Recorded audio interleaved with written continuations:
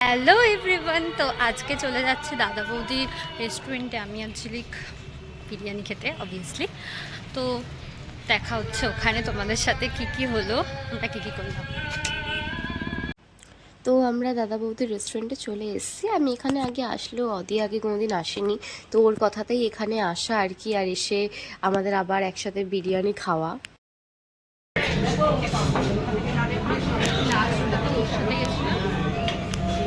Madam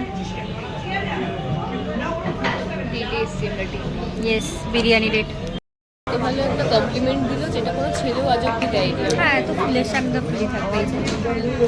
ওর ছেলে হওয়া উচিত ছিল, ছেলে ভুল করে মেয়ে হয়ে গেছে, জেন্ডার চেঞ্জ হয়েছে। আসলে ঠাকুরের কাছে যাওয়ার সময় ভুলে গেছিলাম জেন্ডারটা মেনশন করতে।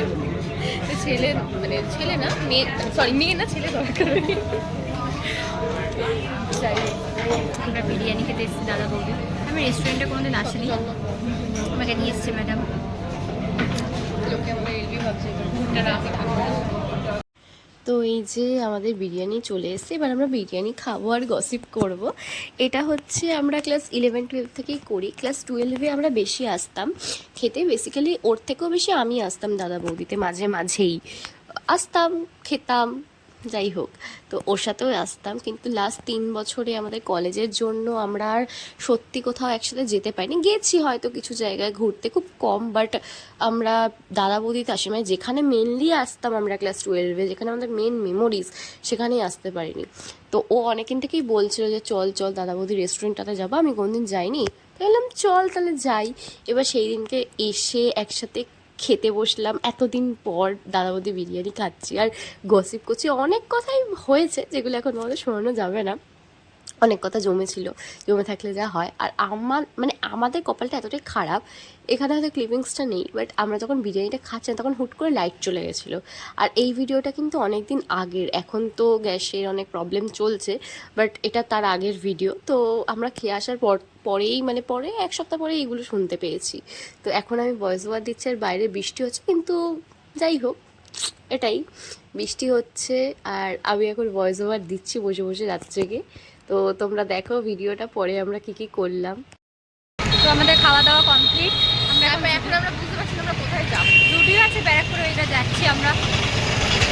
দেখা যাক। আমরা এখন স্টাইল বাজার থেকে ঘুরে আসলাম, এখন যাবো স্টুডিওতে, ট্রেন করে যাই। ট্রেনতেও যাবো, এইভাবে মানে এত তাড়াতাড়ি আমরা বাড়ি যেতে চাই।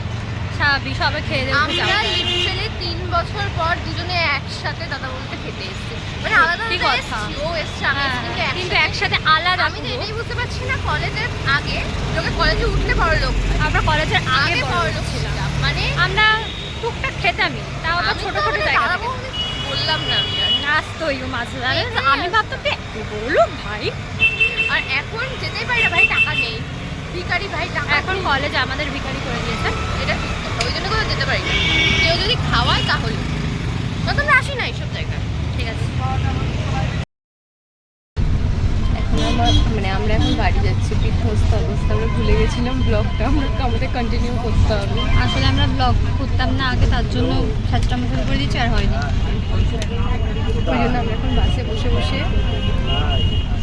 ভাবছি যে কি করবো, কি বলবো। কি করবো। তো যাই হোক, আমরা এখন বাড়ি যাই। আমি কেটে গেছি, আমি মুন্ডু কেটে গেছি। কিউট, কিন্তু আমরা সব ভিডিওতে আলাদা কথা হোক না হোক, আমরা যদি কিউট, এই কথাটা হবেই হবে। তার রিজন আমরা তো সত্যি কিউট। আমরা জুডিওতে গেছি, গিয়ে এই যে লিপস্টিক, আমরা গার্লস, লিপস্টিক, তারপর জামা কাপড় ট্রায়াল দেওয়া, অনেক কিছুই হয়েছে।